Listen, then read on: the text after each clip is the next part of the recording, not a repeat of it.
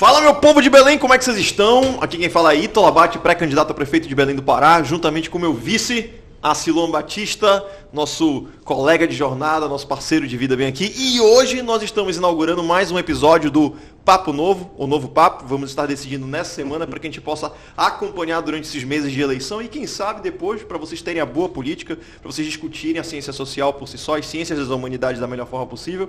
E como sempre, como de costume, apesar de nós termos tido um episódio até agora, já no segundo episódio a gente já tem pessoas ilustres bem aqui. E nós recebemos hoje, em nível de representação, de uma das instituições que mais discutem e emancipam a sociedade em nível de liberdade aqui no Brasil, no Instituto Livres. Temos Rafael Moredo e Magno Call. Muito obrigado, gente, por ter aceito o convite, pela presença de vocês. A gente que agradece o convite, então, muito obrigado. Companhia aí, o guia turístico, tour turístico por Belém. Para todo mundo ter percepção, a gente já está aqui com esses caras incríveis e geniais, brindando aqui a nossa cidade por 3 dias, hoje é o terceiro dia. Eu estou forçando eles a comer comida típica, tudo isso, então faz parte do processo. Vocês sabem que todo paraense fica muito feliz de estar recebendo gente de fora, principalmente gente de luz como vocês. E a nossa conversa começa justamente com esse papo, né? Com iluminação, com luz, com energia positiva, porque política hoje no Brasil é uma discussão que acaba sendo muito cara, o processo é muito árduo, então toda vez que a gente consegue didatizar mais, esse é o objetivo do nosso podcast, é trazer informação e formação para vocês, não só levando em consideração opinião, mas argumento, mas conhecimento qualitativo e de forma prática. Vocês sabem que bem aqui a proposta é ter uma conversa que, enfim, tenha alguma densidade para literalmente fazer com que a gente consiga atingir níveis que geralmente não querem que vocês atinjam, que a gente atinja. Então, por isso, os nossos convidados sempre têm muito a contribuir. Nós estamos aqui só como grandes receptores desse tipo de conhecimento e mediadores dessa conversa, que vai ser muito legal, com certeza. Meu amigo, tem algumas palavras iniciais aí? Bom, chegamos, né? Segundo episódio. E, assim, é uma grata surpresa, uma grata oportunidade nós termos o primeiro episódio com uma figura como o Fábio Osterman. O segundo episódio com vocês dois, que, assim, eu conhecia só de stalkear pelo LinkedIn. Não era nem pelo Instagram, pelo LinkedIn. Tá? E, assim, eu não imaginava conhecê-los pessoalmente tão perto, né? Assim, eu não tinha essa pretensão de entrar para a política, mas eu estou vendo que algumas coisas a gente acaba ganhando, né? Nesse processo de exposição, né? E também de busca por conhecimento, que é o que vocês trouxeram para a gente aqui e que, assim, eu acho que é uma oportunidade agora para a gente compartilhar, né? Fantástico. E o Fábio, vale dizer que não só é um amigo meu de muitos e muitos anos, também é fundador do Livres. Então, perfeito. O Fábio é um amigo nosso já de muito tempo, de muitas estradas, muitos ônibus que a gente já pegou junto, muito hotel ruim que a gente já dormiu. A gente já compartilhou quarto em muitos hotéis horríveis para fazer eventos aí pelo Brasil. É um amigo de muito tempo. Só para lembrar aqui, a gente está começando a montar o cenário. Estamos montando o set, gente, que nem a nossa campanha. Uma canequinha que é doação lá do meu escritório para cá, que é o menos estado, mais café. Né? E não tem café, tem água aqui dentro. A próxima vai ter café. Eu fui para um caminho um pouco mais tradicional aqui. Mas tem cafeína, pelo menos. Tem cafeína. Eu não tomo café, então a minha ingestão de cafeína se dá por duas formas. Eu tenho umas pílulas de cafeína, mas também tenho uma Coca-Cola sempre. Olha, e hoje a gente quer deixar o estúdio aqui, o cenário mais decorado aqui, com que nós estamos trazendo aqui, nosso caderno de políticas públicas. Como vocês podem estar vendo aqui. Vocês que tem gente talvez que não esteja vendo a gente, mas que esteja ouvindo. É uma capa bem bonitinha, verdinha e tudo. Então a gente trouxe para decorar o set aqui do podcast. Eu tenho um em casa agora. E nesse processo aqui, gente, inclusive, já franqueando a palavra para vocês de forma inicial, a gente queria muito que vocês pudessem dissertar inicialmente o que é o Livres, para que serve essa instituição, o que é essa instituição, porque tem tanta gente hoje se associando ao Livres, como é que o Livres protagoniza hoje esse discurso que é de trazer a política para mais perto das pessoas e de uma forma correta, de uma forma coerente, e o que é esse livro salvador e direcionador bem aqui, que vocês estão trilhando literalmente o Brasil, sim, viajando o Brasil, apresentando novas ideias e novas práticas. Sim, eu e Rafa, a gente já teve em mais de uma dezena de estados. O Pará é o final dessa nossa trilha que começou em abril no Rio Grande do Sul. E agora a gente tem que parar no Pará. Por conta da lei eleitoral, a gente precisa, quando as candidaturas são oficializadas, a gente precisa dar um passo para trás e deixar com que a política funcione um pouco sem nós, porque há uma série de preocupações a respeito de financiamento cruzado de campanhas. Então a gente faz nenhum evento durante a campanha, a gente foca mais ou menos nas ideias. Mas antes, na pré-campanha, a gente teve com muitos pré-candidatos, muitos mandatários, muitas lideranças comunitárias falando sobre ideias de políticas públicas. E a gente pode falar um pouco mais sobre o processo de fazer o caderno, mas o que é o caderno? O caderno é um cardápio com 81 propostas de políticas públicas que a gente leva pelo país e, conversando com pessoas da política, a gente entrega como um cardápio. Você chega num restaurante, há diversas opções ali no restaurante, você não precisa comer todas as opções do cardápio, mas você pode escolher uma ou outra, e é isso que a gente deseja ver, como a gente deseja ter essas ideias avançando no país. Então, se a pessoa escolhe 3, 4, 5 ideias que tem a ver com a proposta dela de campanha, com o perfil dele de político, a gente dá o apoio para que essas ideias sejam desenvolvidas e saiam do papel. Se a pessoa quiser desenvolver as 81 propostas, melhor ainda, mas a nossa ideia é sempre levar um pouco de ideias para esse ambiente político que é tão polarizado, mas não só polarizado, né? É tão duro, é tão violento verbalmente, e a gente chega com uma proposta de paz, uma proposta de ideias, de desenvolver ideias, independentemente da inclinação ideológica dos candidatos. Rafael, quer falar um pouco o que é o Livres, o que a gente faz? Bom, então, o Livres é um movimento político suprapartidário, né, uma associação civil sem fins lucrativos, que opera ali na estrutura atual desde 2018, e a gente defende mais escolhas para quem mais precisa, né? Então essa é a visão que a gente tem para o Brasil. A gente defende que o lugar de cada pessoa na sociedade possa ser fruto das suas próprias escolhas e não ali uma sorte do destino, dependendo de onde a pessoa nasce ali, né? Ela acaba sendo mais privilegiada. A gente defende que todo mundo possa ter as mesmas oportunidades. E aí a forma como a gente atinge essa visão é de 3 formas. A gente atua em 3 eixos principais ali que a gente defende, que é a parte de formação, o primeiro eixo, né? Formação de lideranças políticas. A gente tem diversos cursos para capacitação, a gente forma líderes. Esse ano as eleições, se não me engano, a gente já está com mais de 150, 160 líderes ali certificados para concorrer. 168. O número exato, 168.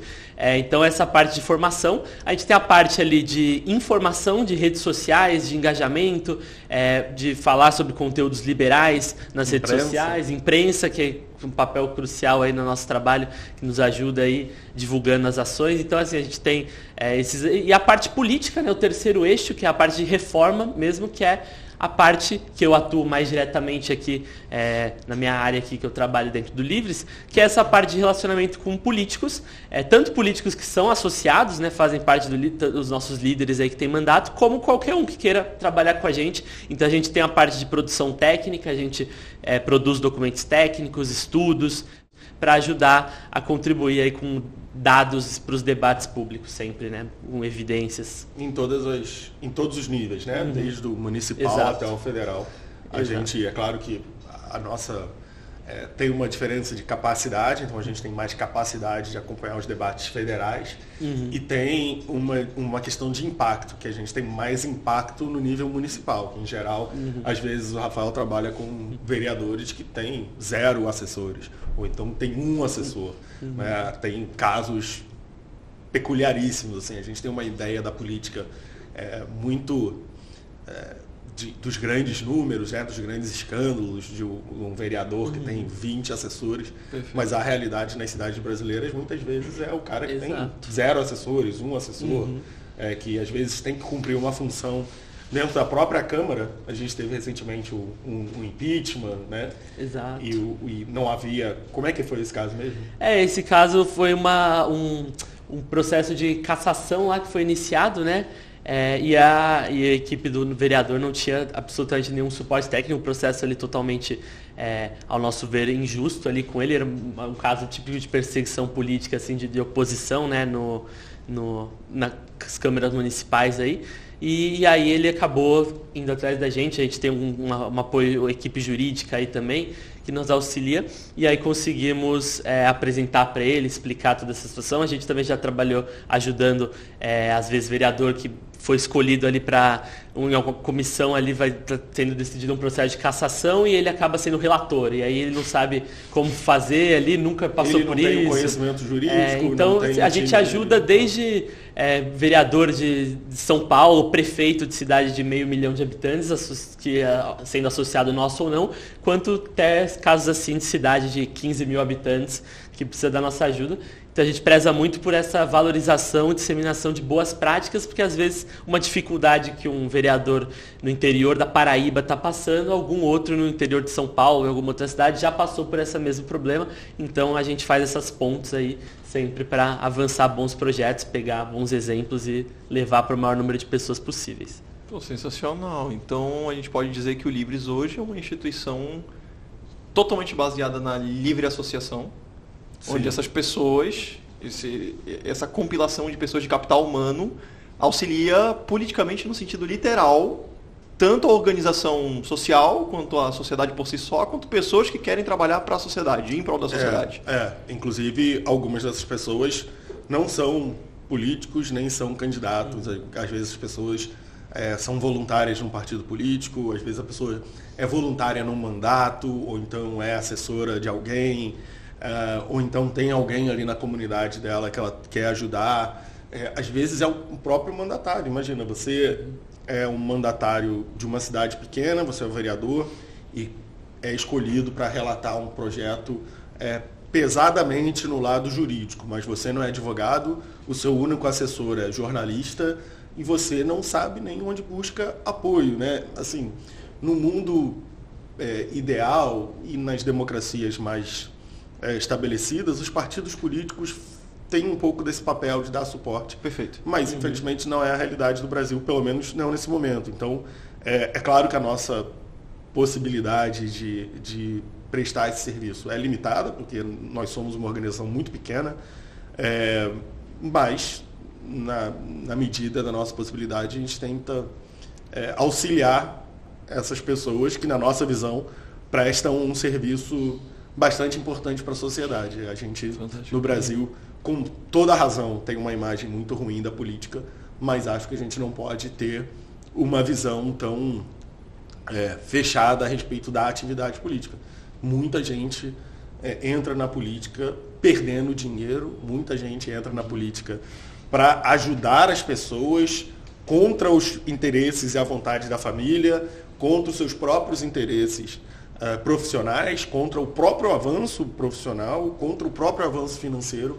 E a gente fala muito pouco dessas pessoas e a gente fala muito pouco com essas pessoas.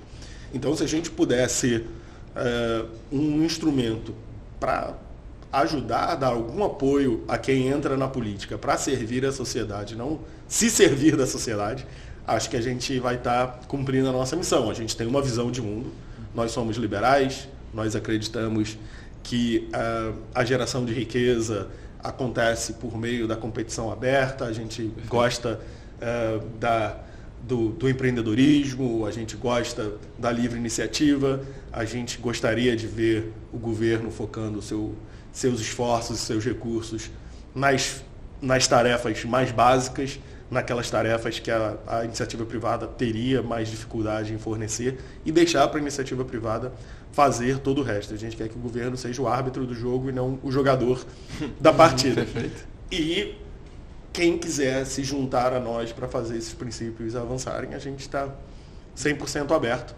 mesmo que a nossa convergência seja em uma e não nas 81 propostas que a gente leva no caderno. Exato. Caso alguém que esteja acompanhando a gente aqui tenha interesse em se associar ao Livres, como é o procedimento, como é que ele faz? A associação é aberta.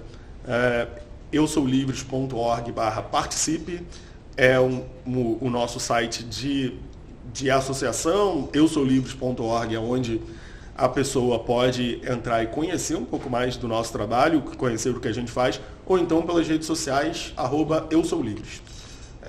Exato, vale dizer assim, que a gente tem lá no site diversas opções ali de associação, mas assim, a gente quer qualquer pessoa disposta a contribuir, mesmo que seja com ideias, com algum projeto, isso é o mais importante para a gente. Assim, como eu falei, o Livres não tem fins lucrativos, né? A gente está aqui para divulgar essas boas ideias, então qualquer um queira se engajar com a gente será muito bem-vindo aí. No entanto, a gente sobrevive de doações. Exato. A gente não pede nem recebe dinheiro público, então se você quiser nos ajudar também, Exato. Com dinheiro a gente aceita. Inclusive, a gente lançou recentemente o plano de associação avançada e quem tiver interesse aí em se associar nessa opção, receberá mensalmente na sua casa aí um box com produtos, coisas que a gente seleciona. Enfim, a gente não escolhe, não exclui ninguém se não tiver dinheiro. Exato. Você tem R$0, você pode ir lá e se associar. Perfeito. Mas, como organização que vive de doações, se você tiver um dinheirinho e quiser doar, a gente também aceita. Agora sim, eu fiquei curioso para saber como é que funciona estruturalmente, né?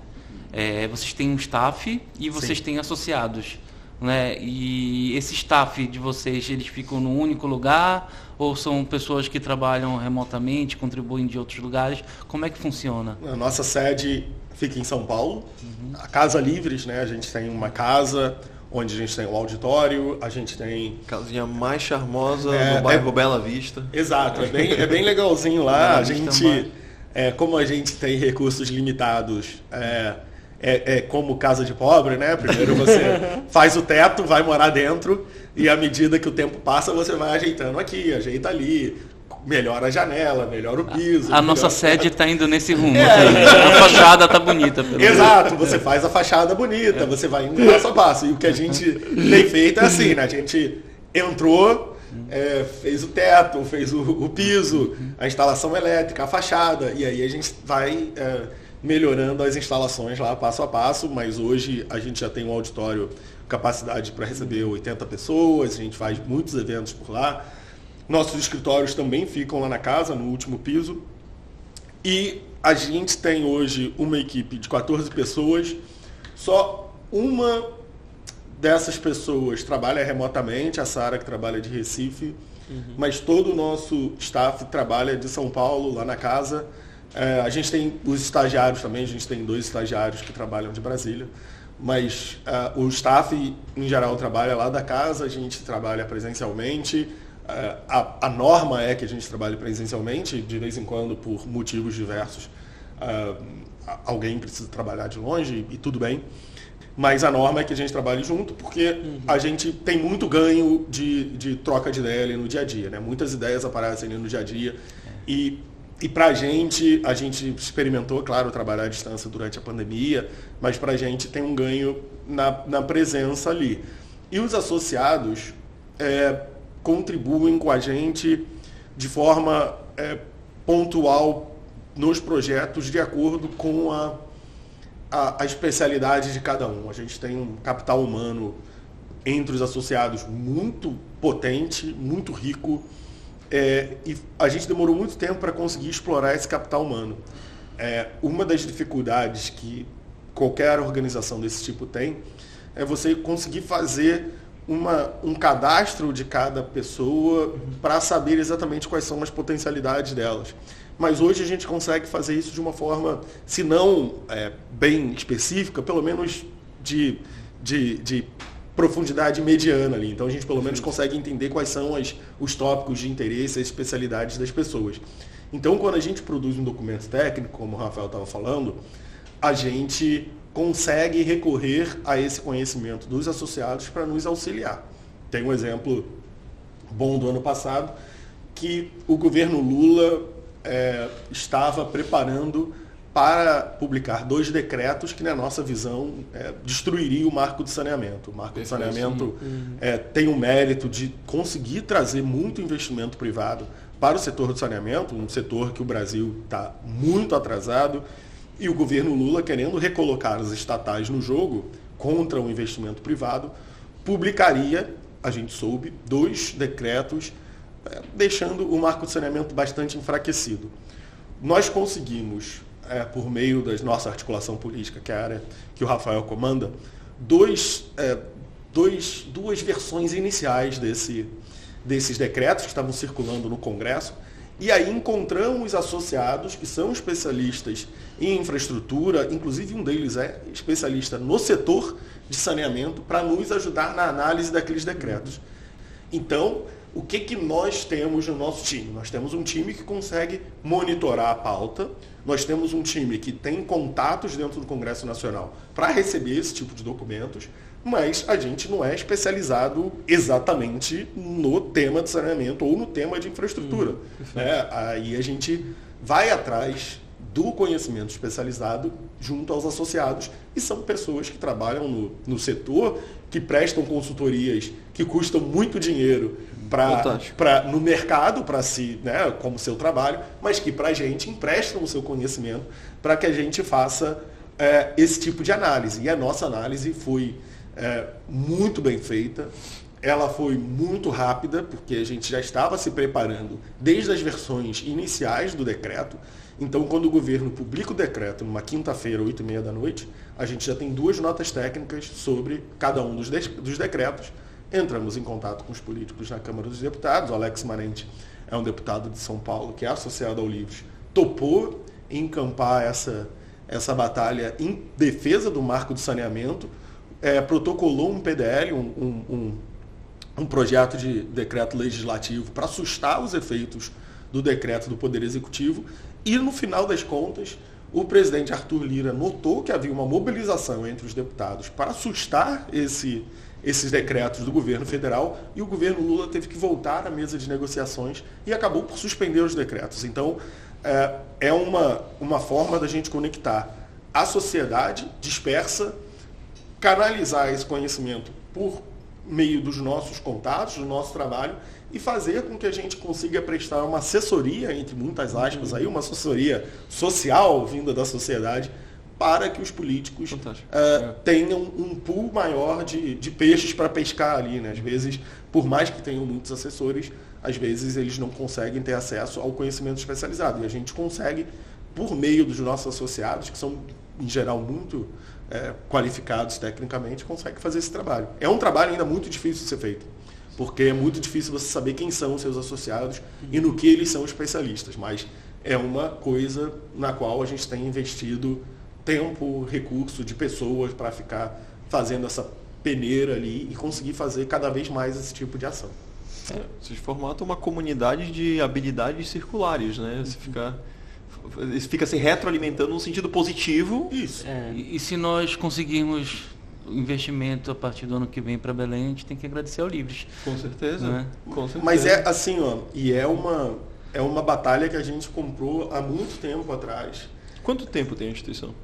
6 anos, né? Desde 2018. O Livres começou em 2018? Começou em 2018, a gente... Só que para você construir uma organização que trabalha próximo da política, mas não é da política, Perfeito. Que não usa dinheiro público, que vive de doação, que não tem um rico bancando em momentos de emergência, sabe? Tipo, se der tudo errado, se der tudo errado, a gente vai ter que fazer uma vaquinha, né? A gente vive literalmente de doação em doação. O nosso planejamento anual é feito tendo as despesas que a gente projeta e as doações que a gente projeta receber. Se elas descasarem, a gente tem que dar um jeito. Então é muito difícil montar uma organização permanente nessas bases. O Brasil tem um histórico ainda muito recente de organizações que vivem de doações sem dinheiro do governo. Então, para a gente é um esforço diário conseguir financiar essa iniciativa.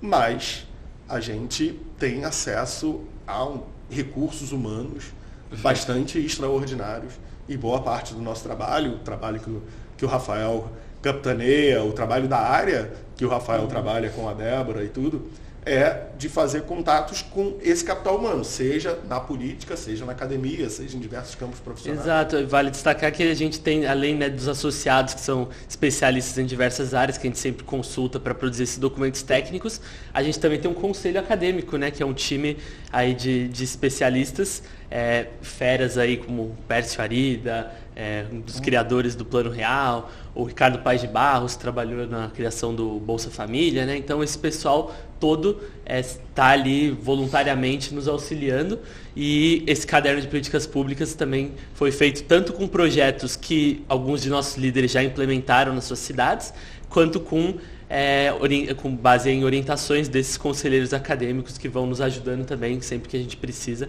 Então é toda uma rede que a gente vai construindo para avançar essas boas ideias. Só uma curiosidade, quanto tempo demorou para vocês compilarem 81 propostas? Há muitos meses. Assim, a gente tem um planejamento que começa no ano anterior, né? Então a gente pega meio de trás para frente. A gente lançou o Caderno de Políticas Públicas desse ano em março. Em geral, a gente tende a lançar o caderno sempre em março do ano eleitoral, a gente fez o mesmo em 2022, e a gente começa em agosto do ano anterior. Então, a gente tem um setor ali de 3 pessoas que colocam todas as outras demandas em stand-by, coloca todas essas demandas em um plano secundário para focar no caderno. E é uma iniciativa que acontece paralelamente de várias formas, mas que vão correndo ao mesmo tempo, né? Você tem o nosso lado da nossa equipe profissional, que vai fazendo a parte de pesquisa, a gente tem um lado dos associados que vão desenvolvendo os tópicos, que vão nos trazendo quais são os debates correntes em cada área. A gente tem nesse caderno 8 ou 9 eixos principais, então os associados vão trabalhando em cada eixo, fazendo esse trabalho de compilação. Tem o nosso time que faz um trabalho de pesquisa, a gente tem reuniões periódicas com o conselho acadêmico para fazer essa seleção, porque chega para a gente muito mais de 81 sugestões e no final a gente tem que fazer uma seleção, porque um dos princípios que regem a formulação do caderno é que ele tem que ser uma coisa útil, né? Ele não pode ser um caderno super extenso.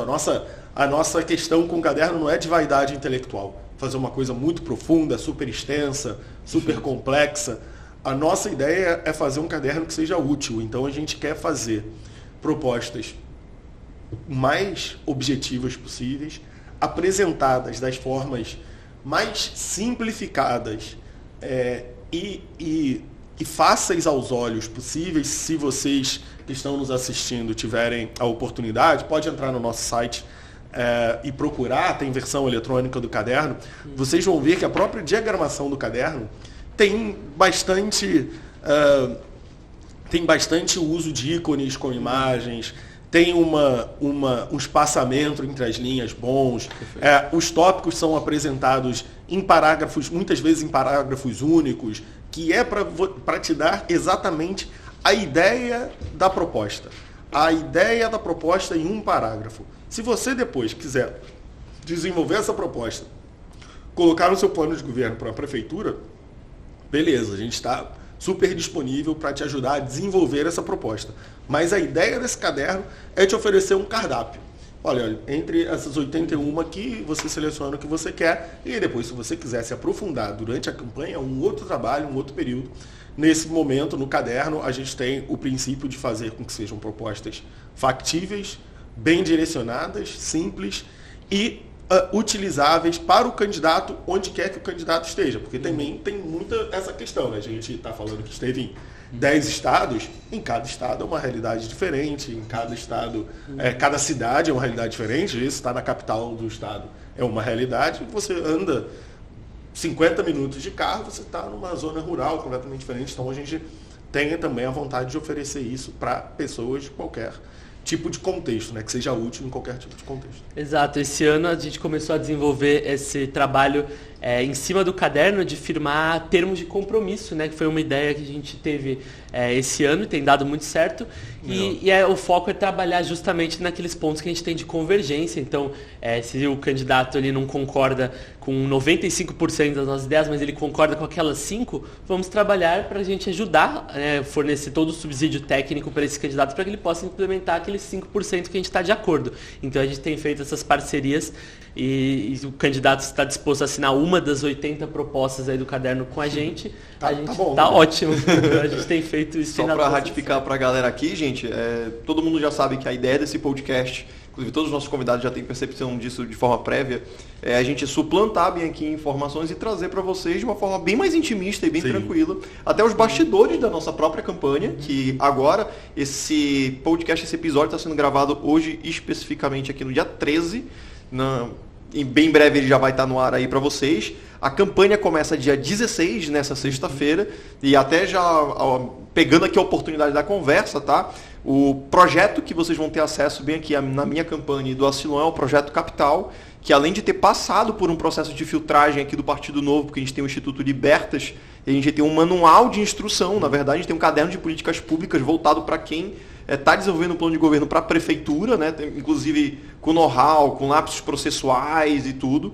Ele não só tem a convergência do caderno de políticas públicas do Instituto Libertas, como ontem nós tivemos o privilégio de assinarmos o termo de compromisso junto ao Livres, oportunizando literalmente a convergência dele em relação ao caderno de políticas públicas. Tá? Única candidatura, né? Única candidatura que assinou aqui em Belém. Única candidatura em Belém que está tendo esse selo maravilhoso no nosso projeto. Né? A gente sempre ratifica isso.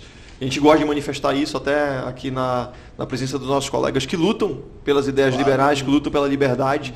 Quem protagoniza essa campanha, a gente já fala isso desde bem ali do nosso primeiro episódio, a gente vai continuar falando isso.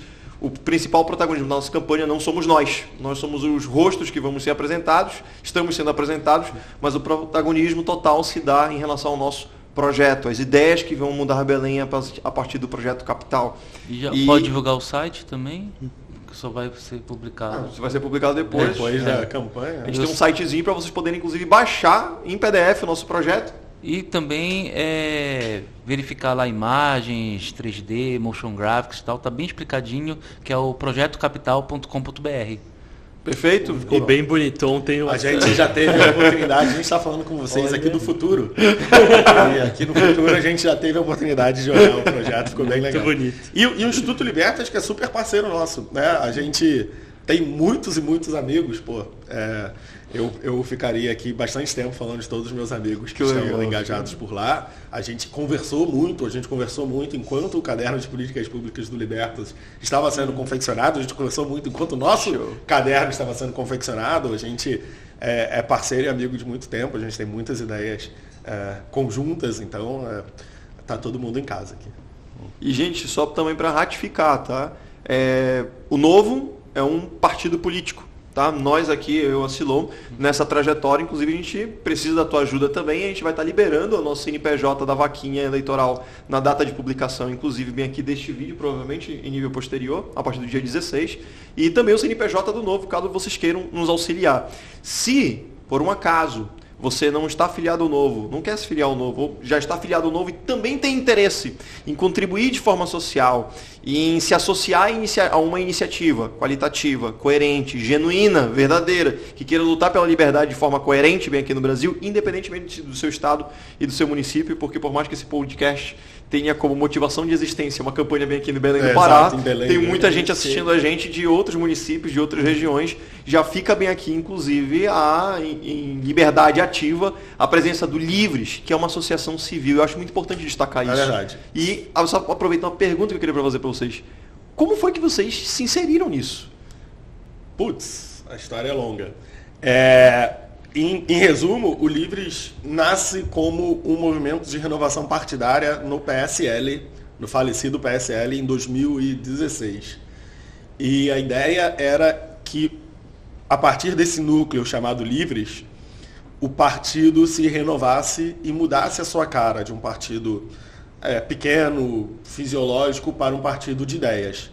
E o Livres se desenvolveu incubado dentro do partido com a ideia de virar o partido, mas quando esse projeto fracassa, no início de 2018, o Livres já tinha dentro do seu núcleo uns 50 pré-candidatos. no início do ano eleitoral, em geral, você já tem uma ideia mais ou menos de quem vai ser candidato, principalmente numa eleição nacional. A pessoa que está se preparando para concorrer numa eleição estadual ou nacional trabalha com um planejamento muito mais longo. Então, no início de 2018, quando o Livres sai do PSL, o Livres já tem muitos pré-candidatos e de diversos estados. E dada a realidade partidária brasileira, principalmente da construção de cada partido em cada estado, não parecia viável naquele momento ter todos os pré-candidatos associados ao Livres entrando no mesmo partido. Então o Livres acabou não sendo absorvido por nenhum partido e tentando encontrar uma forma de atuar na defesa daquelas ideias sem atrapalhar os planos políticos de cada pré-candidato e ainda assim se mantendo como um grupo que pudesse, em conjunto, propor essas ideias no âmbito estadual e em âmbito nacional. E o que aconteceu? Foi num passo a passo. Primeiro, você reconhece que as pré-candidaturas vão continuar, e aí você tenta acomodar essas pré-candidaturas em partidos políticos. E daí veio o caráter suprapartidário da organização. Você libera cada pré-candidato a entrar no partido que melhor possa o acolher. E depois a gente passou muito tempo procurando benchmarks, procurando organizações nas quais a gente pudesse se espelhar para desenvolver o nosso trabalho. E a gente pensou, então a gente se organiza enquanto uma associação civil que mantém o nosso vínculo com a política por meio de colaboração, de parceria. Então, esses nossos membros que são pré-candidatos, eles não têm um compromisso formal com a gente, eles têm um compromisso com os seus partidos, como é até hoje, né? Os nossos associados são associados nossos por compartilharem nossas ideias, mas os compromissos dos candidatos são com seus partidos. E a gente tenta pensar em formas mais eficientes que a gente possa atuar na sociedade civil. E nesses 6 anos, muitas das coisas que a gente tentou não foram adiante, não eram boas ideias, não foram ideias que prosperaram, e outras ideias prosperaram. Então a gente foi ali num processo de amadurecimento, de tentativa e erro, criando um espaço onde a gente pudesse atuar. Nesse tempo, houve uma fase em que os movimentos políticos, né, como esses grupos passaram a ser conhecidos, obtiveram certa relevância, os movimentos políticos passaram a ser tema na sociedade, mas depois de um tempo eles acabaram por se dissolver, acabaram por emergir um pouco, sumir um pouco da discussão, e a gente permaneceu, e a gente permanece, acredito, porque o que nos move não é necessariamente a renovação política, não é necessariamente a mudança da política brasileira. A gente quer melhorar a política brasileira, é claro, mas o nosso compromisso é com um núcleo de ideias. A gente tem uma visão de Brasil, a gente tem uma visão de ideias, e se essas ideias são implementadas por pessoas que estão renovando a política, ótimo. Se são implementadas por pessoas que já estão na política, tudo bem. O nosso comprometimento é com a ideia, não é com uma certa visão de política ou com outra visão de política, apesar de nós sermos declaradamente liberais e termos a nossa visão. Exato, assim, o Ítalo perguntou aí eu não estou há tanto tempo, né, quanto o Magno nesse meio, mas eu vou contar a história aqui de como eu vim parar aqui. Eu acho que talvez seja até uma história melhor do que a minha. Exato, assim, não, acho que não, mas vou contar aqui como é que foi, porque eu acho que muitos dos que estão nos ouvindo aqui, nos assistindo, podem se identificar com o que eu estava passando ali. Minha história é uma história mais institucional, a do Rafael é mais pessoal. Mais pessoal. Assim, eu sempre gostei muito de política, né? Acompanhava e a galera, mas sei o quê, né? Esquerda, direita, aquele espectro. E eu olhava aquele espectro e falava, mas não sei, porque eu defendia privatização, liberdade econômica e tal. Então você é de direita e tal. Mas ao mesmo tempo eu não via para que o Estado ficar interferindo na vida das pessoas, escolher se você pode se relacionar com que lado e tal. Deixa o indivíduo livre, né, se relacionar com quem quiser e tal. Pautas que são ditas mais da esquerda, né? Então assim, eu falei, não sei, eu sou o quê? Do centro? E aí eu descobri que esse grupo aí é uma parcela considerável da sociedade que muitas vezes nem sabe, né, que existe isso aí, que são os liberais. Então, eu fui pesquisando e eu descobri o Livres, esse conceito de liberdade por inteiro que o Livres defende, na parte tanto social quanto econômica, né? Então, hoje, se me pergunta se é de esquerda, se é de direita, eu falo, não, eu sou liberal. E aí, pesquisando ali no Livres, eu vi a oportunidade de me juntar ali à equipe. Eu entrei como estagiário Magno, me entrevistou lá. Eu adoraria poder dizer que eu fiz uma baita seleção e escolhi muito bem o Rafael, mas na verdade eu fiz uma pergunta na entrevista dele. Falei, tu é cara de pau? Verdade. Porra, por quê? Eu falei, cara, eu tenho um time aqui que todo mundo é meio tímido. E todo mundo é muito meio reticente, assim. E eu preciso que você escreva, às vezes, uma mensagem para um político que tu nunca viu na vida, nunca falou com ele. Você acha que você consegue escrever para ele? Consigo. Tu é cara de pau para fazer isso? Sou, pô. Eu tiro foto e mando foto para a prefeitura, reclamo, eu não tô nem aí. E tá contratado então, tá bom. É tudo que a gente utilizou. Eu preciso de alguém cara de pau. Depois a gente descobriu que o Rafael tinha vários outros talentos. Mas o primeiro talento, eu precisava de alguém cara de pau para fazer coisas que eu não consigo fazer. Eu sou muito mais tímido. Mas tu sabe, eu invejo muito a geração dele, que já cresce assim, quando chega no despertar político já sabe, eu sou liberal, então... Isso. Porque assim, eu penso que, tô com 46 anos, vou fazer semana que vem, eu penso que a minha geração não tinha muita opção, né, de ser liberal, porque assim, a gente teve uma formação meio homogênea, né, história de luta de classes... Isso, todo mundo sabe homogênea de qual jeito, né? Exato, né? Pois é, e aí, pra eu descobrir que eu era liberal, acho que foi sei lá, depois dos 35, né? Isso aí é uma falha que eu tenho na minha...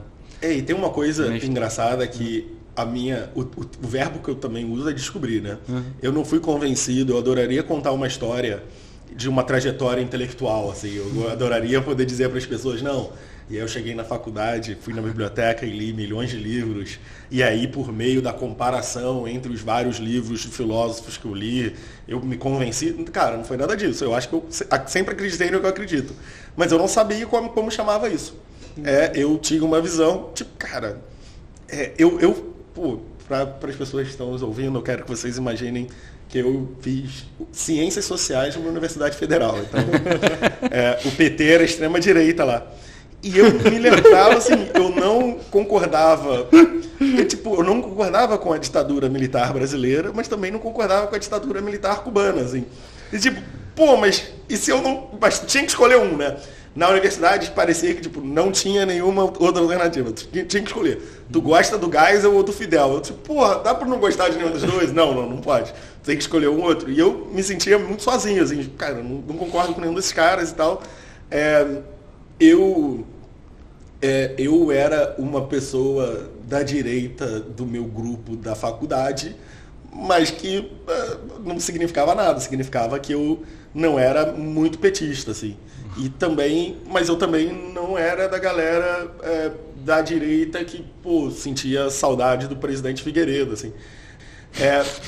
Então foi muito difícil. Por acaso, eu me descobri assim, mais cedo por acaso, que um amigo meu, Diogo Costa, ganhou um concurso de artigos do Instituto Liberal do Rio de Janeiro, que na época era uma das poucas organizações liberais que ainda existiam, isso em 2005, e ganhou como prêmio desse concurso de artigo um curso de verão, acho que de 2 semanas, numa organização americana, na FEE, na Foundation for Economic Education. A fundação da qual hoje ele é o presidente. Opa, então, para vocês entenderem o ciclo, assim, né? Ele ganhou, durante a faculdade, ganhou como prêmio um curso de 2 semanas nessa organização. Chegou lá, ele ganhou um monte de livro, fez o curso, ganhou um monte de livro e voltou, tipo, cara, tu tem que ler isso aqui. É isso. Blowing mind, total. Eu lembro, ele tinha um palio azul, assim. E eu lembro dele abrir a mala do carro um dia, que eu fui encontrar com ele, ele abriu a mala do carro. Tinha um monte de livro. E entre os livros tinha um formulário que era um teste político. Hoje, tem na internet um monte desses testes políticos, né? Do diagrama de Nolan e tal. Na época não tinha isso eletrônico, era um formulário que você respondia em números lá de 1 a 5 e depois você calculava para ver o que você era. E, aquilo abriu a minha mente, assim, e tinha vários livros. E eu lembro de ler e falar, porra, é isso aqui e tal. Quem são esses caras? Eu falei, então, esses caras aí chamam liberal. Então, putz, aí que eu fui atrás das coisas, mas eu não fazia a menor ideia, assim.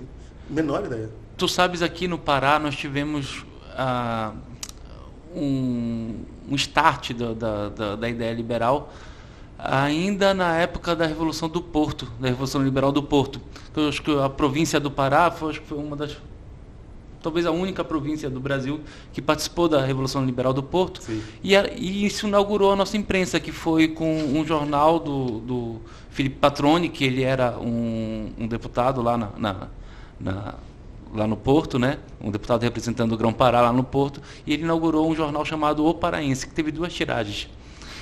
Eu juro, eu corri todo o jornal procurando as ideias dele, mas as ideias dele não estavam assim tão bem citadas, mas eram ideias de liberdade e tal, que foram suprimidas durante o tempo, né? Hoje é muito usado, né, a história do O Paraense enquanto figura, o jornal O Paraense enquanto figura de um início da mídia aqui no Pará, um símbolo, mas não se fala exatamente do conteúdo do Paraense, que era essas ideias de liberdade que a gente já tinha lá no século XVIII. E acho que é um trabalho fundamental que a gente precisa fazer, o Livres, o Novo, todas as organizações dessa geração liberal que estão aparecendo no Brasil, que já estão instaladas no Brasil, de tentar resgatar esse passado, século XVIII, século XIX, de iniciativas liberais que apareceram, de ideias liberais que apareceram no Brasil naquela época e que se perderam ao longo do tempo.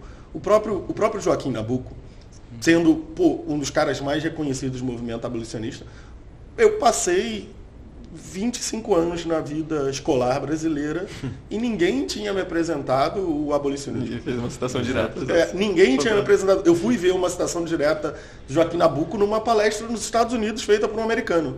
Nossa. Que cita uma frase que hoje a gente tem, inclusive, camisas no Livres, falando do ideal da defesa da liberdade como a defesa da liberdade alheia, né? Que hoje a gente consegue ver isso muito fortemente quando a gente fala de liberdade de expressão, né? Que a gente precisa da liberdade de expressão para defender as ideias ruins, né? As ideias boas se defendem por si. E o ideal do Nabuco, pensa nisso, no século XIX, ele diz, olha, eduquem seus filhos no ideal da liberdade alheia, na defesa da liberdade alheia, porque a nossa própria liberdade, a gente defende instintivamente, agora a dos outros é muito mais difícil de defender. E são pensamentos super profundos, super adequados à nossa realidade, mas que nós mesmos não cultivamos. Então, acho que ainda tem um longo trabalho para a gente fazer. Acho que é uma das tarefas às quais nós mesmos no Livres precisamos nos dedicar. Assim, uma coisa que sempre está na nossa mente, de tentar resgatar essas pessoas, esses pensadores que acabaram, por terem um pensamento contra-majoritário na época, acabaram por se perder durante o século XX, principalmente. Sim. Aproveitando esse movimento que vocês estavam falando, sobre a origem da própria descoberta ou da autoafirmação como seres liberais, né? Já posicionando uma pergunta aqui para a gente conseguir dar movimento para a conversa. Eu me recordo que uma das minhas formações é filosófica e eu acabei encontrando, na verdade, nos livros e em pensadores alemães, o primeiro movimento de flerte com a liberdade, por si só, principalmente a liberdade intelectual. E dali eu comecei a sentir isso na minha rotina, na minha vida no empreendedorismo. Então, aquela indignação, ela te gera um movimento de inquietação, essa inquietação te manifesta um desejo de mudança e pronto, né? Então aí você começa a literalmente vestir uma bandeira dentro de si.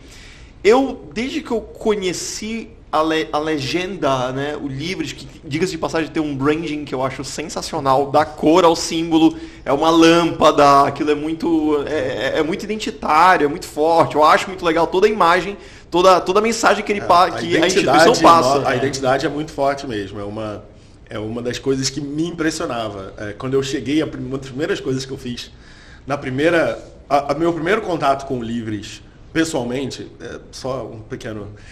eu tinha ajudado o Livres na época do PSL escrevendo para o Livres, né? Eu morava fora e eu escrevia, ajudava nos roteiros e tal. Aí uma vez eu vim ao Brasil visitar e eles me convidaram para gravar um podcast. E eu entrei, primeira coisa, eu entrei na sala, falei com o mano, falei, cara, uma coisa que vocês têm que é fundamental, assim, é o branding, cara. A identidade visual é fantástica. E aí o cara que estava organizando os microfones, assim, o Soli, falou, foi a minha esposa que fez. Eu falei, porra, dá parabéns pra ela, porque, porra, é fantástico. Até hoje a gente tem algumas variações, mas a gente tenta sempre... O rosto, quando eu descobri lá, vendo a representação forte, né? Visual, assim, o rosto que a gente aprende na escola é a combinação de quais cores? Do azul e do vermelho. O vermelho mais ali da parte da esquerda de responsabilidade social, pauta de costumes, e o azul da direita de privatizações, liberdade econômica. Então, inclusive o Magno aqui já fez referência, gostaria de mandar um abraço pro nosso amigo Mano, que não está presente aqui, Sei. Mas foi por quem, inclusive, por mediação dele, que eu conheci. Mano, você foi em São Paulo tocando a iniciativa. Enquanto a gente viaja, alguém trabalha. Um liberal por inteiro, todas as equipes, todo mundo da equipe é extremamente produtivo, é bizarro, assim, no sentido positivo de você entender a logística desses caras. E é nesse movimento que, inclusive, eu pergunto, justamente baseado em tudo isso, né, nesse conceito de novo branding, nova formatação, iconografia comercial. E o produto de vocês, eu falo produto não porque tenha um valor, algo venal, mas produto como algo concebido. Ele tem um nível de adesão tão interessante, mas tão coerente, que eu não consigo não comparar com uma atividade empreendedora. Sim. Porque tu crias bem ali um produto abstrato. Então você fala assim, o que você faz? Vocês conseguem elencar uma série de atividades em nível de contribuição social, baseado em engajamento intelectual, expedição de nota técnica, tudo isso. Aí eu pergunto para vocês, como é que o conceito de liberdade, além da natureza política, pode ser utilizado, a gente pode sensibilizar o outro para ele entender, para pessoas que estejam vendo o podcast aqui, porque tem dúvidas. Tem muita gente que está assistindo a gente para conhecer a gente, para ouvir o nosso papo. Muita gente vem, às vezes, aqui já com preconceitos ou com pré-compreensões, falando assim, não, bora ver o que esses caras estão fazendo. Né? Então tem um podcast aqui de 1h30, de 1 hora, o que eles estão falando aí? Então, como é que a liberdade é tratada dentro do Livres? Como é que a liberdade é vista por vocês, que estão nessa labuta no dia a dia, estão na linha de campo, e muitas das vezes tentam sensibilizar parlamentares, profissionais, pessoas políticas, pessoas que querem ser voluntários para literalmente fazer a boa política, para mudar o Brasil como um produto fim, na verdade.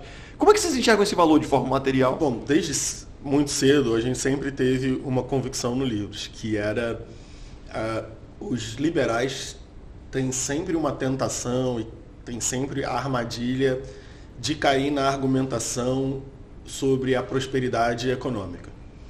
Porque os argumentos estão do nosso lado. Se você procurar todos os índices, todas as estatísticas, os indicadores sociais mostram que há uma correlação muito forte entre a liberdade econômica, a liberdade de empreender, a liberdade de cada um buscar a sua própria forma de se sustentar com a prosperidade. Uma vez que você remove obstáculos e garante para o empreendedor de qualquer tamanho um jogo de regras que protege a propriedade dele, que protege os bens dele, que protege os contratos dele, a sociedade tende a se tornar mais próspera. Então, esse é um caminho mais fácil para a gente entrar, mas também é uma armadilha, porque são conceitos mais difíceis de você comunicar às pessoas num país desigual como o Brasil. É claro que se todo mundo fica mais rico, a vida de todo mundo fica melhor. Mas havia, na nossa visão, uma questão de comunicação que era importante. E que a gente tenta formatar na forma de explicar as nossas ideias. Então a gente fala que nós queremos aumentar escolhas, principalmente para aqueles que mais precisam. Por quê? Para aqueles que mais precisam. Porque quem precisa menos já tem muito mais escolha. No ano passado, a gente fez uma campanha, para dar um exemplo. A gente fez uma campanha no ano passado para falar sobre as tarifas alfandegárias no Brasil. Todo mundo no Brasil sabe que é mais caro comprar uma coisa no Brasil do que nos Estados Unidos. Todo mundo sabe. Desde a época dos anos 80 e 90, que as pessoas compravam coisas no Paraguai, todo mundo sabe que é mais barato comprar um monte de coisa no Brasil e que qualquer eletrônico, por exemplo, no Brasil é mais caro do que em outro país. Perfume é mais caro no Brasil que em outro país. Roupa é mais caro no Brasil que em outro país. Quem tem dinheiro para viajar para outro país tem escolha. Eu posso escolher entre comprar um relógio na Amazon e devolver e dividir em 12 vezes, ou comprar um produto nos Estados Unidos muito mais barato e pagar à vista. Por quê? Porque eu sou uma pessoa relativamente privilegiada que viajo aos Estados Unidos uma vez por ano. O mais pobre tem muito menos escolha. E por que tarifa alfandegária é um tema para o mais pobre? Porque é ele que está sendo aprisionado a pagar em 24 vezes um bem, porque a gente, por algum motivo, entende que precisa fazer máquina de lavar no Brasil e que máquina de lavar feita no Peru não serve para a gente. Que a gente dá um valor, a política brasileira dá um valor a um industrial brasileiro que não dá ao pobre brasileiro. Por quê? Porque a gente concorda em vender carro mais caro para o brasileiro para defender a Ford do Brasil. E é essa escolha que os políticos fazem, é isso que a gente precisa dizer. A gente tem um acordo entre a política e o empresariado brasileiro para vender coisas mais caras para os brasileiros. O Brasil não é naturalmente mais caro. O Brasil é mais caro por design. O Brasil é mais caro porque os políticos, junto com os empresários brasileiros, fazem um acordo para vender coisas mais caras para o Brasil. Então, o que a gente defende? A gente defende mercado. A gente defende competição. A gente não defende empresa. A gente defende a empresa que vende mais barato, que é mais inovadora, que compete melhor, que oferece melhores produtos a melhores custos. É assim que a gente pensa em se comunicar com o Brasil. A gente precisa explicar para as pessoas por que defender as ideias de liberdade é defender pobre, não é defender rico. Pode parecer óbvio para mim, pode parecer óbvio para todo mundo aqui, pode parecer óbvio para você que está nos assistindo, que já conhece o Novo, que já veio, já conhece vocês dois, que já conhece o Livres, mas não é óbvio no debate público brasileiro. Então, o nosso ponto de partida a gente não inaugurou o caminho do conhecimento do zero do liberalismo no Brasil. A gente tinha uma herança de outras organizações que fizeram. A gente pensou, o que falta? Qual é a abordagem diferente que a gente pode oferecer? Para a gente reproduzir o que outras organizações já faziam muito bem, seria inútil. Olha, o Brasil tem, no Rio Grande do Sul, o EE, o Instituto de Estudos Empresariais, que há mais de 40 anos faz o Fórum da Liberdade. É um evento absurdo, gigantesco. Eu dei uma palestra lá no ano passado e tinha 5.500 pessoas na plateia. Esse ano tinha mais de 6.000. É um espaço que não dá para andar. Eles já faziam aquilo. Eles fazem aquilo bem. A gente tem que fazer outra coisa. Fazer uma coisa parecida vai fazer pior do que eles. Então, a gente queria falar com os brasileiros sobre as ideias, com exemplos brasileiros, com temas brasileiros, com uma forma de se comunicar que pudesse chegar em outros grupos. É difícil? Muito difícil. A nossa abordagem desde o início foi essa. Vamos falar com a maioria dos brasileiros. Qual é o perfil do meu associado médio? Homem, branco, classe média, média alta, curso universitário ou pós-graduação. Ou seja, não cheguei onde eu estou querendo chegar. O meu associado médio não é quem eu tinha em mente. Mas é assim mesmo. Qualquer tecnologia, qualquer coisa que você crie nova, a distribuição dela pela sociedade não é igual. Ela começa, o iPad quando sai, chega primeiro no rico, depois vem para o menos rico, menos rico, menos rico. Quando o tablet chega no mais pobre, ele já passou por todas essas camadas. O ciclo de adoção de uma coisa nunca é igual. Então, a gente não desanima com esse diagnóstico. Eu uso o diagnóstico em meu favor. Então, o que eu uso em meu favor? O que eu estava explicando para vocês a respeito do potencial de recursos humanos que eu tenho. Eu tenho ali muitos especialistas. Mais da metade dos associados do Livres tem pelo menos um curso de pós-graduação. Mais da metade. Mais de 90% tem graduação. Então o que eu vou usar? Eu vou usar o know-how dessa galera, a experiência e o conhecimento dessa galera. Mas sem nunca perder de vista que as pessoas com quem a gente quer falar não são essas pessoas. As pessoas que leem 10, 20 livros por ano vão ler 10, 20 livros independentemente da nossa ajuda. A gente quer falar com as pessoas que é a média do brasileiro, que lê 1,5 livros por ano. Então, de novo, Por que a gente pensa tanto na imagem, no branding? Por que a gente pensa tanto na forma como a gente se comunica? Por que a gente tenta encontrar formas de se comunicar de formas diferentes? Porque tem uma massa de brasileiros super empreendedores. O brasileiro a versão do bem do jeitinho brasileiro é o empreendedorismo, pô.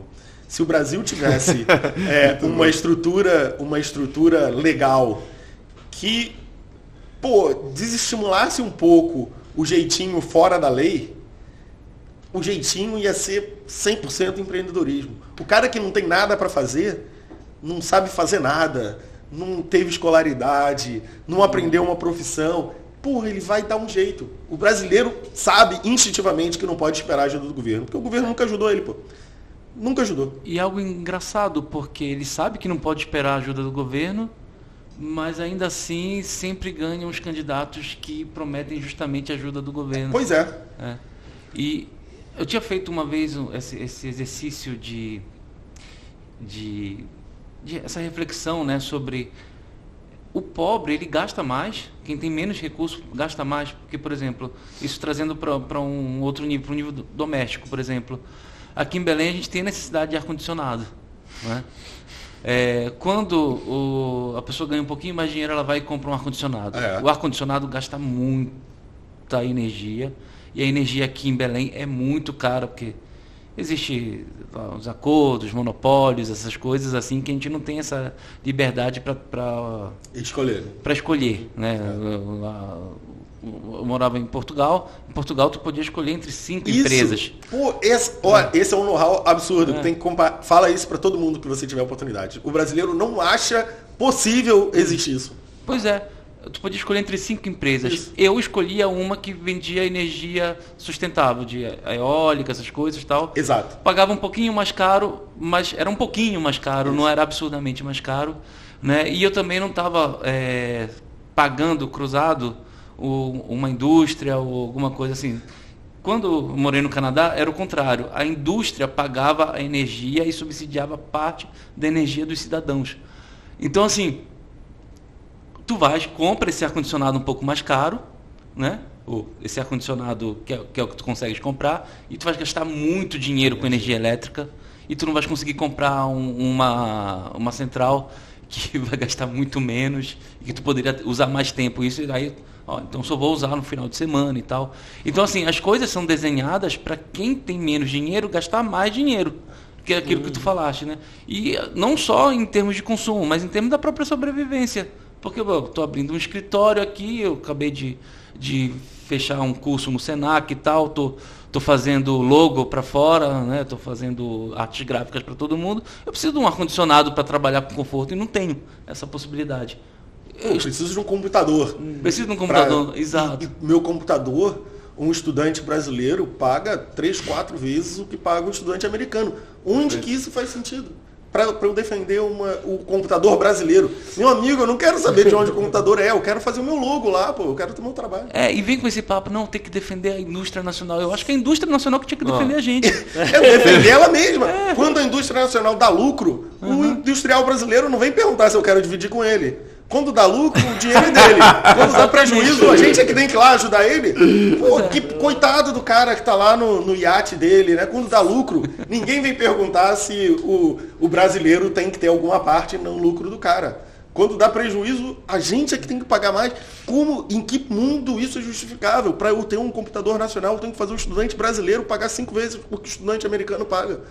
Em que mundo isso é justo? Para defender quem? Defender o dono da empresa lá que tem uma casa de não sei quantos milhões é uma loucura, e a gente normalizou isso como se fosse a coisa mais óbvia possível. É mesmo, as coisas são mais caras aqui porque a gente tem que defender a indústria brasileira. Eu digo mais, nós crescemos com essa lavagem cerebral. Exato. Aquilo que a gente estava falando da formação, que era Exato. Única, nós crescemos com essa ideia desenvolvimentista que a indústria tem que ser nacional, o petróleo é nosso, tudo mais. Gente, o petróleo não é nosso porque eu pago uma fortuna de gasolina.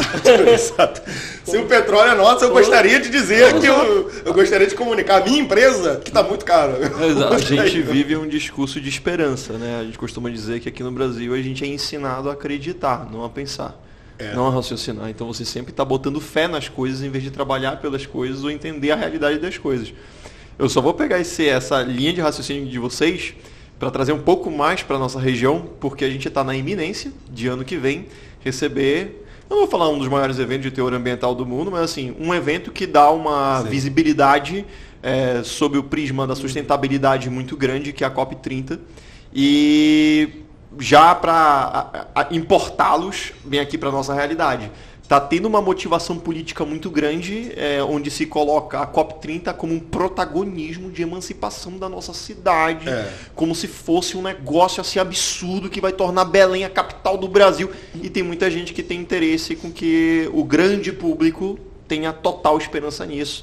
E tem muita gente empolgada porque está acreditando que a gente vai viver uma outra cidade depois desses 15 dias de evento, né? 15 dias, 20? Eu tenho pra mim que isso vai ficar igual a cidade do Cairo. Digo assim, quanto tempo de evento é? 15 ou 20? 20 dias? Na verdade é uma semana, eu acho. Não, 10 dias. Eu acho. São 2 semanas, né? De evento, porque tem os artigos, tem 2 as semanas. reuniões. Tem o pré-cop também. E qual é a ideia? A gente posiciona bem aqui, inclusive, a gente tenta, eu falo tenta porque é um processo, né? É um processo de exercício de consciência. Porque muita gente já está bitolada nisso. Não vai ser ótimo porque a gente vai receber dinheiro. Sim, tem dinheiro, mas de nada vale você receber um evento desse se você não tem educação ambiental, se você não tem educação corporativa, o teu aluguel vai aumentar porque você aumentou a tua estrutura, mas e depois desses 15 dias, entendeu? Volta a demanda normal. Ou seja, não é necessariamente a liberdade por si só, ou pelo menos o conceito literal dela. Você tem que ter um acompanhamento via responsabilidade. Principalmente quando você fala de um Estado, uma máquina pública, que tem essa responsabilidade de orientar essas pessoas. Pegando o gancho bem aqui da conversa, como é que vocês enxergam isso pra gente conseguir aproveitar essa oportunidade em nível de sensibilização para gerar consciência? Porque a gente não consegue conscientizar o indivíduo. A gente sensibiliza o outro e ele se autoconscientiza. Acho que a gente precisa entender algumas coisas. Primeiro, dinheiro resolve muita coisa, mas perfeito. Muitas não são resolvidas com dinheiro. Ou o dinheiro resolve temporariamente uma coisa e no médio prazo aquela coisa. Então, olha só, você consegue pegar muito dinheiro e maquiar uma situação por algum tempo. Perfeito. E depois de algum tempo aquela situação volta, sei lá, você pensa, você pode asfaltar uma rua, você coloca um asfalto ali por cima, depois de algumas chuvas o asfalto vai escorrer e vai voltar à rua que era antes, se você não fizer um planejamento, uma forma de escoar a água, você faz uma estrutura para que aquilo perdure. Sobre a COP, a gente pode fazer um paralelo com a Eco 92. A Eco 92 aconteceu há 32 anos no Rio de Janeiro. Foi um grande acontecimento mundial também. Dezenas de chefes de Estado foram ao Rio de Janeiro. A Baía de Guanabara continua poluída. A Lagoa Rodrigo de Freitas continua poluída. Boa parte das praias da zona sul do Rio de Janeiro só se tornaram balneáveis recentemente porque privatizaram a Companhia de Água e Esgoto. E aí, com o investimento privado e canalização do esgoto, a Praia do Flamengo, por exemplo, hoje pode ser frequentada depois de muitos e muitos anos. Já está melhor que o Rio Sena. Exato. Certamente melhor que o Rio Sena. A Praia do Flamengo não era frequentável há muitas décadas.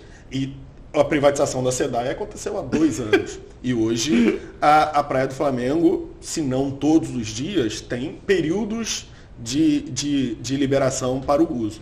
Então, só um monte de dinheiro e muita intenção de melhorar a cidade por ser um polo da ecologia por 1 semana ou 10 dias, não faz nada acontecer. Se você não tem investimento em infraestrutura para fazer o saneamento básico, o esgoto vai voltar. Né? Os políticos gostam de grandes eventos de culto aos políticos. Esses eventos que reúnem muitos políticos e que destacam muito os políticos são sempre muito falados, porque os políticos têm uma questão muito clara, uma relação muito próxima com a autopromoção. Quando você pensa numa cidade, você tem que pensar como essa oportunidade pode ser dividida. É uma oportunidade, óbvio que é. É óbvio que você sediar um evento que vai trazer investimentos para a cidade, e aí depois a gente pode discutir como esse investimento é realizado, mas que traz investimento para a cidade, é uma oportunidade. Provavelmente é muito melhor tê-lo do que não tê-lo. Mas... A gente sempre fala isso, né? Provavelmente, assim, sem saber de nada. Você tem um evento internacional, você não sabe de nada mais sobre isso. Você tem um evento internacional que vai trazer milhões de investimento para a cidade. Você prefere tê-lo ou não tê-lo? Bom, acho que eu prefiro tê-lo. Mas a conversa não acaba aí. A conversa vai ser, bem, como nós vamos utilizar uma das estratégias de regeneração urbana é eventos. Pois traz uma oportunidade, traz atenção, traz dinheiro, traz atenção, traz visitantes que depois podem voltar, traz a oportunidade de você divulgar a cultura local, que no momento de alta competição pelo turismo, o turismo... E está em evidência, e Belém tem evidência, Pará está em evidência. E o turismo é um setor altamente competitivo. A pessoa tem um período de férias por ano. E comparando, olhando o preço de passagem, tempo de deslocamento, a competição é gigantesca. Pensa no Pará com turistas da região sudeste. Com 3 horas de voo, que é quanto demora, você pode chegar em Buenos Aires, em Lima, em Santiago, em Bogotá. Você pode chegar a vários lugares. Com um pouquinho mais, você chega no Caribe. Então, a competição é gigantesca. Então, é uma oportunidade. Você mostra a cultura, você mostra seus espaços de turismo, você mostra a culinária. É uma oportunidade. Só que a gente viu dezenas de outras oportunidades nas quais nós entregamos muita atenção e muito dinheiro para os políticos e nada aconteceu, né? Ou nada que perdure aconteceu. A gente pode falar desde os estádios da Copa do Mundo até as inúmeras iniciativas de recuperação ambiental de São Paulo e Rio de Janeiro. Perfeito. É só para ficar nas 2 maiores cidades brasileiras. Quantos bilhões já foram investidos na despoluição dos rios paulistas? Muitos bilhões. Quantos bilhões já foram investidos na despoluição da Baía de Guanabara e da Lagoa Rodrigo de Freitas? Muitos bilhões. O que isso aconteceu? Bom, trouxe muita atenção para os políticos, foi pauta de muitas campanhas e hoje você chega lá, a Baía de Guanabara fede. Você passa de viaduto próximo à Baía de Guanabara a caminho do aeroporto do Galeão, um dos aeroportos mais utilizados no Brasil, fede. A água fede. Não tenho noção de como eu estava querendo ouvir esse discurso de um carioca devido à Eco 92 há muito tempo, mas devido à COP30. O que aconteceu na Eco 92?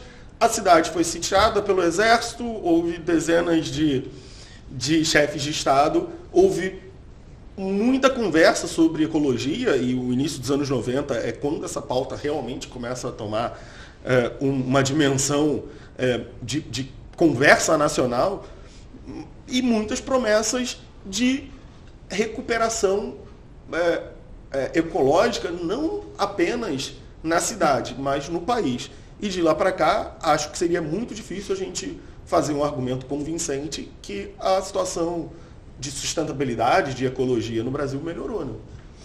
Com raríssimas exceções. Hoje a gente tem algumas poucas exceções de recuperação de rios, de baías, de praias, mas que são muito mais ações pontuais, exemplos pontuais de sucesso, principalmente nos lugares que conseguiram melhorar a coleta e tratamento de esgoto, do que uma política que possa servir de exemplo. A gente tem, no máximo, eventos pontuais, lugares que a gente pode dizer, mas em termos de estruturais, muito pouco foi conseguido com isso. Eu acho que o Brasil é muito bom de desperdiçar oportunidades. Espero que Belém...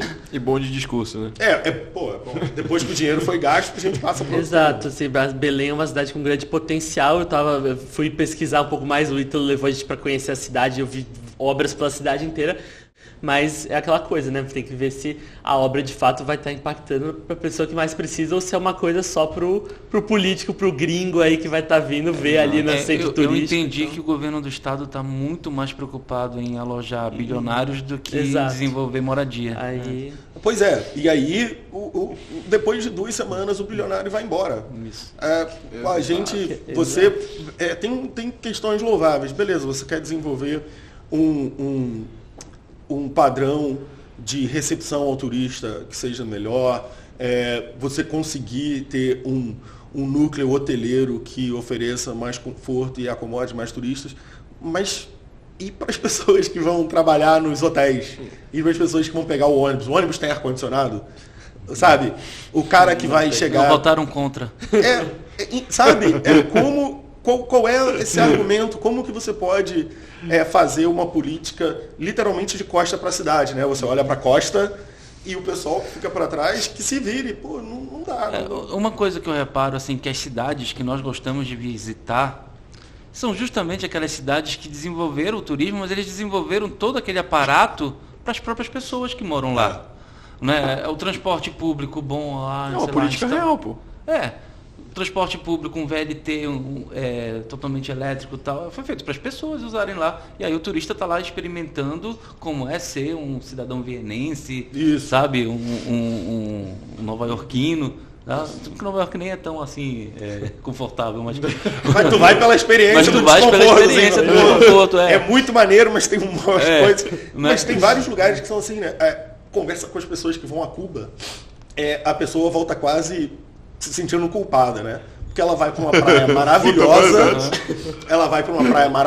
vai para um resort maravilhoso, ela vai numa praia incrível, as pessoas são super gentis, super simpáticas, te tratam como reis, mas falam com as pessoas, putz, mas quando tu olha, anda lá na rua, porra, é ruim, dá uma dor no coração, você vê as pessoas realmente em uma situação, aí você doa para a pessoa sua pasta de dente, o teu desodorante, o teu analgésico que você trouxe na sua mochila, você doa tudo para as pessoas, porque você se sente tão mal. Pô, essa cidade que a gente quer ver, a nossa cidade é essa que a gente quer ver, uma que é ótima para o turista, que a gente oferece um baita serviço, mas que elas vão embora sentindo pena da nossa população, né? Que ela converse com a camareira do hotel lindo que ela tá e doe para ela pasta de dente, porque ela não tem condição de comprar pasta de dente.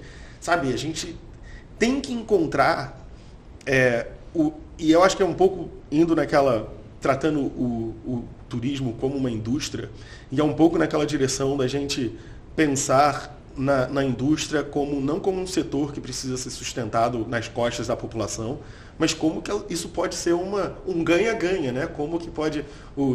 tem um cara que eu gosto muito, Tom Palmer, que fala que a grande vantagem do capitalismo é o obrigado duplo nas transações comerciais. Você vai comprar uma coisa na padaria, você dá o dinheiro para a mulher, ela te dá o pão, você fala obrigado, ela fala obrigado eu, né? Obrigado a você. Eu saí satisfeito com o pão, ela saiu satisfeita com o dinheiro, obrigado, obrigado. Ninguém ali tá obrigado e outro droga, lamentando. Não, obrigado, obrigado. E o setor do turismo, com a população local, tem que ser um obrigado, obrigado. Porque o turismo está vindo, trazendo recursos, mas também está utilizando recursos. E às vezes o recurso da cidade é a camareira que veio num ônibus sem ar-condicionado. Pô. Como é que eu vou tentar desenvolver um turismo de alto rendimento econômico, de um ticket alto de gasto do turista, se o quarteirão de trás do hotel que ele está é uma loucura, um velho oeste, não pode sair andando porque tem crime, tem cheiro de esgoto, não dá, sabe? A gente precisa tentar integrar as duas coisas. A gente precisa pensar numa COP que nos deixe um legado para o paraense. Que nos deixe um legado, né? Que nos deixe um legado. E que não seja uma ou outra obra. Que, reformaram isso aqui para a COP. Pô, pois é, eu já avisei o Ítalo que eu quero voltar aqui, quero acompanhar essa COP de perto. Ficamos muito pouco tempo aqui, pô. Gente, olha, eu vou tomar a liberdade aqui de agradecer desde já, por mim, pelo meu vice, a presença de vocês.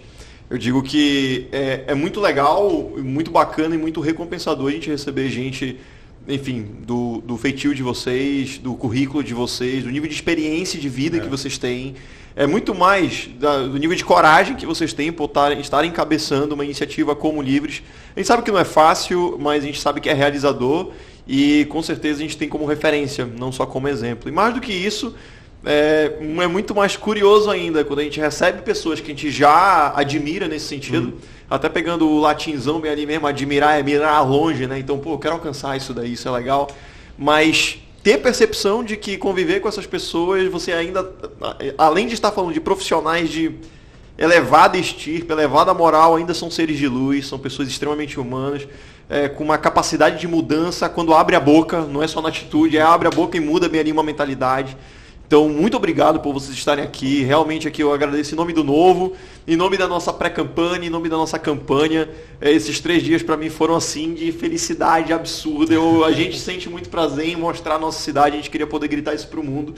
Mas se a gente puder mostrar para as pessoas que estão aqui apoiando o projeto, que apoiam o projeto de um Brasil melhor, em um estado do Pará melhor, uma Belém melhor, isso é recompensador. Agradeço enormemente. Eu acho que Ítalo, Adilon, tal. O que a gente tem que fazer é agradecer vocês, porque pra gente... obrigado. Obrigado, na verdade, é isso. Porque pra gente, por mais que pareça difícil o trabalho que a gente faz, e por vezes é mesmo difícil, arrecadar dinheiro é muito difícil, por exemplo, no final das contas, a gente está sentado, a maioria do tempo, a gente está sentado no escritório em São Paulo. Eu saio da minha casa, que fica 10 minutos do escritório, eu vou de bicicleta para o trabalho, eu volto de bicicleta do trabalho para casa. Pois assim... Vocês sabem que o sonho do Acilon é esse, né, gente? O Acilon quer fazer isso aqui em Belém. Que é uma cidade plana, daria para fazer. Em São Paulo, é uma cidade que não é muito plana, mas dá para fazer e é um privilégio poder ter esse tipo de estilo de vida. Então, na minha visão, assim, quem está realmente fazendo o trabalho difícil, cara, são vocês, né? Quem se coloca de cara num projeto político, do meu lado, sempre vai merecer admiração e gratidão, porque não é fácil. Não é fácil porque as pessoas presumem que vocês são bandidos, que vocês estão aí para ter ganho pessoal, que vocês estão aí para fazer alguma negociata, que vocês estão levando alguma vantagem de alguma forma.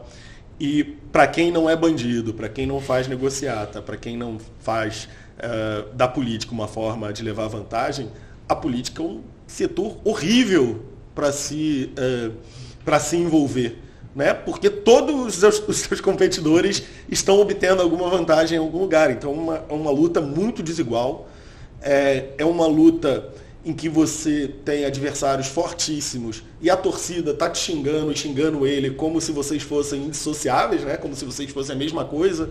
Então, por mais que você seja super honesto, super correto, que você faça tudo certinho, as pessoas já estão presumindo que você está fazendo errado. Então, a diferença de você, para quem é bandido, para quem está olhando de fora, quase sempre é nenhuma. Então, a vantagem que você tem por não ser bandido é nenhuma. Você só tem desvantagem. Então, parte da minha missão profissional e pessoal é falar com as pessoas de que nem todo mundo na política é bandido. E muito disso vem da convivência com pessoas como vocês que entram na política, se expõem, que assumem um custo pessoal e profissional altíssimo para serem eventualmente chamados de bandidos por aí. Então, não tem como a gente que está do lado de cá do balcão não respeitar vocês, não admirar vocês. Então, tudo que nosso time pode fazer para ajudar vocês que estão desse lado, a gente vai fazer. Tudo que o Livres pode fazer para ajudar vocês, vocês podem contar com a gente. E a gente espera poder voltar aqui não só com mais tempo para visitar, né, como o Rafa tinha dito, mas com um cenário político na cidade muito mais favorável, com vocês tendo sido reconhecidos pelo planejamento, pelo projeto e pelas ideias que vocês estão trazendo para essa campanha. Com certeza, contem com a gente aí, porque precisar. Tamo aí. Obrigado. E obrigado pelo convite. Gente, é isso. Muito obrigado. Mais um papo novo papo que vocês vão estar decidindo. Acompanhe que no dia 16 já vai poder acompanhar o Projeto Capital. E ficamos por aqui. Grande beijo e lembrem-se, uma nova política só vem com uma nova mentalidade. Até mais.